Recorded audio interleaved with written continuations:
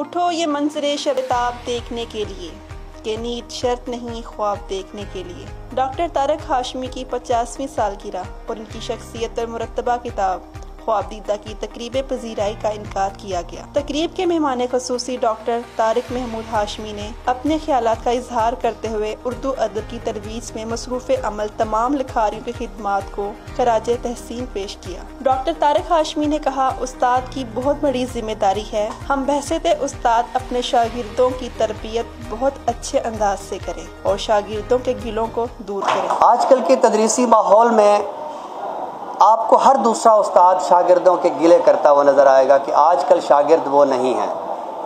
میں کہتا ہوں دیکھیے، ہم ماں باپ ہوں یا ہم استاد ہوں، بہرحال پہلا قدم تو ہم اٹھاتے ہیں۔ تو اگر کوئی شاگرد گستاخ ہے یا اولاد گستاخ ہے تو اس کا مطلب ہے کہ ہم نے پہلا قدم درست نہیں اٹھایا۔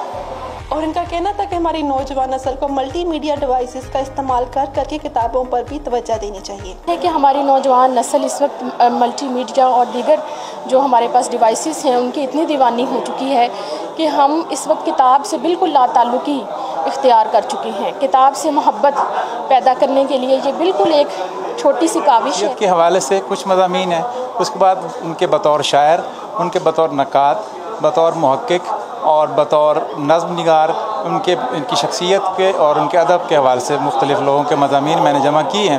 یہ کتاب جہاں ان کی شخصیت اور ان کے فن کو سمجھنے میں ہماری مدد کرے گی، وہاں ایک استاد کو خراج تحسین کا بھی ایک سلسلہ ہے جو غالب کے شاگردوں سے چلا آ رہا ہے۔ تقریب میں ڈاکٹر افضل حمید، ڈاکٹر محمونہ سبحانی، ڈاکٹر محمود رضا، ڈاکٹر شاہد اشرف، ڈاکٹر نواز کنول، ڈاکٹر مختار ہر اور ڈاکٹر عامر نے تقریب میں خصوصی شرکت کی۔